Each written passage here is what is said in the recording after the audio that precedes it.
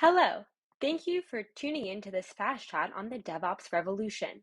My name is Daphne Krause. I am joined by Sam Curry. He is the CSO of Cyber Reason Inc. and president of Cyber Reason Government Inc. Sam, you've told me before that you love talking security, and I know that you're really plugged into the cyber world.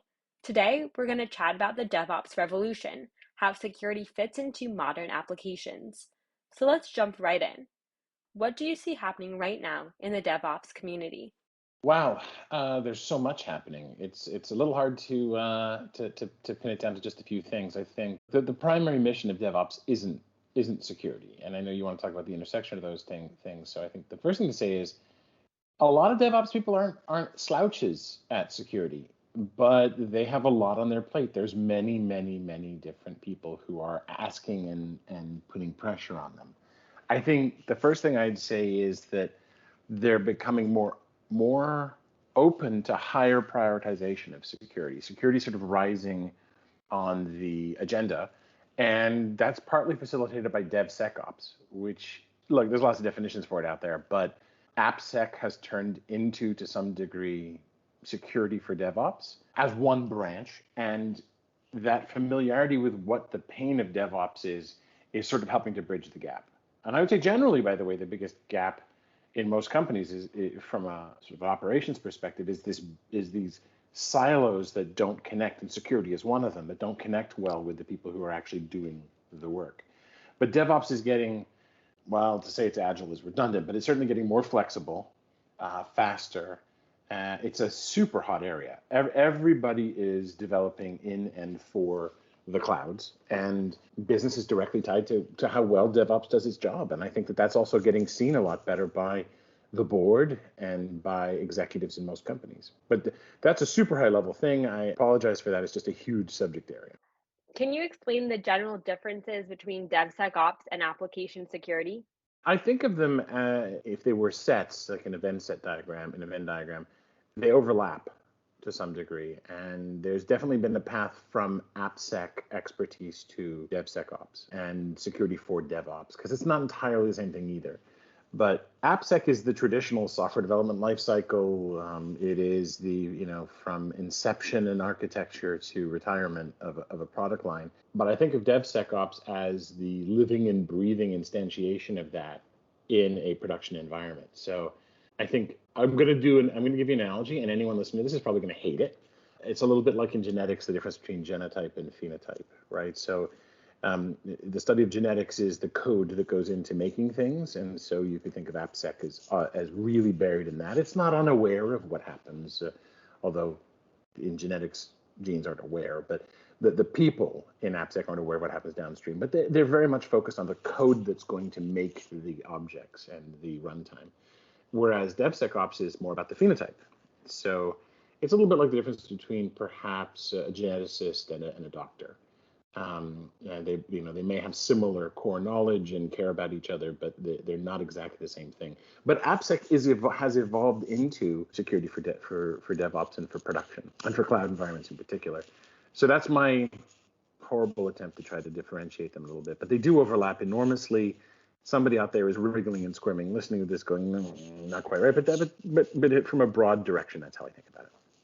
No, I love it. It's a good metaphor and kind of explains the complex connections between all these different systems working together. This is one of those things, Daphne, where you know it when you see it, right? So if you've been doing it and you're around it, Dunning-Kruger notwithstanding, when you see AppSec being done or you do it, it makes sense. Same thing with security for DevOps. And people in it often have many career options. But I think AppSec, the old style, is, I think, ultimately the exciting place to be is doing security around both.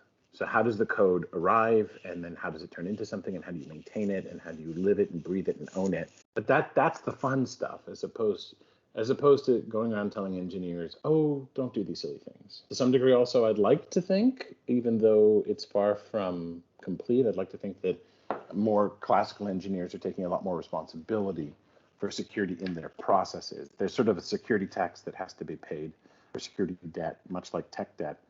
And I think organizations that do well ultimately take care of that. and you don't depend on outsiders to come in and fix it. In other words, the best security is done by engineering, and the best security is done by DevOps. How do application developers and businesses that use those applications keep up with the cyber threats of the future? Well, they kind of don't, and that's not a slam on them. There's two kinds of chaos, right? Harari in his book Sapiens referred to them as first order and second order chaos, which helps to sort them out. The first kind of chaos is when you have to deal with things that are adaptive and complex, but they're not intelligently adaptive, right? So if you were, I'll give you an example. A hurricane is a threat in the meteorological system, but it doesn't intelligently hunt you out. COVID-19 is an adaptive, complex threat in the biological system, but it doesn't say, for instance, hey, my host is walking through an airport, lower my body temperature in an intelligent and creepy way. But second order chaos is exactly that. It is the worst and most insidious type of threat because there's a human intelligence behind it, or human-like as we get better at artificial intelligence. And that's a whole other subject. So why is that relevant? Well, it means that you can't get ahead of it. You can architecturally come up with things to improve and reduce the likelihood of success, but there's always an innovating human being on the other side. So what we want is big breakthrough stuff that helps us run the race better, helps us focus our human intelligence better in defense, helps to bring the advantage to defense. So it's how do they get ahead of it? Well, there's checkbox basics they have to do, sort of like basic nutrition, but that doesn't make you an athlete. And so I think the most important lesson is make decisions about things that make you not just more effective in defense, but more efficient in your use of intelligence. And that's the real race. It's a race of rates between attack and defense. So what do? The successful shops generally, they don't look for just take this thing and plug it in. They say taking this thing and plugging it in makes me more effective at doing X or Y, or makes me more efficient with my people. They're focused on those two values of effectiveness and efficiency rather than, hey, what's the one you recommendable solution in the old speak, or what's the simple virtual machine that I deploy and plug into things through APIs or whatever that just takes care of stuff, because it doesn't work that way with second order chaos. So you mentioned big breakthroughs that Mm, need to happen. Do you have any examples of things that you feel that the future needs to have that we don't have right now? wow, that's huge too. So I think generally speaking, we need to take into account the men and women doing security and how to make them more efficient, how to make their learning curves. We talk about a gap in security in terms of talent, but how do we recruit better? How do we make this a more inviting industry? How do we make it more accessible instead of saying, hey, we're arcane and esoteric and you're just going to have to deal with that because we're special? I think there's some huge innovations we could make, not in a leaky abstraction way to dumb it down, but rather to make the user experience such that we're focusing on the task sooner. See, the more you're focusing on a tool and learning a tool, the less you're actually learning how to do the job. In other words, if I have to figure out how to use the tools of carpentry, I'm not actually doing much carpentry. So we want those tools to be more intuitive. And in any form, a leaky abstraction is an engineering term that says whenever you make an abstraction layer, like a dashboard or a set of tools, that there's always some loss and some complexity that's missed by the person at the keyboard. So there's always going to be things you got to do to learn networking and crypto and how applications work and internals and systems and forensics. But it doesn't have to be as hard as it is, and it can be more accessible. So I think that's one area. Another is I don't really think we've got to adaptive, I'm going to say, authorization. We talked about adaptive authentication until we're blue in the face because we can do that. We can do MFA in many new ways, but I mean truly verifiable, not deterministic, meaning you don't have to write who can do what all the time in an endless series of unmanageable policies, but derivable, on the fly, complex authorization. I think there's huge breakthroughs waiting to be made there. I also think that there's a body of work to be done to figure out how to get ahead of the bad guys when they start their attack runs. But let's close some doors. And even if deception technologies have sort of become a passé thing now, that doesn't mean they're not going to work. If you look at a hype cycle like Gartner's, there's this slough of disillusionment, I think, or slough of disillusionment that they say, where everybody's like, yeah, I've been there, done that.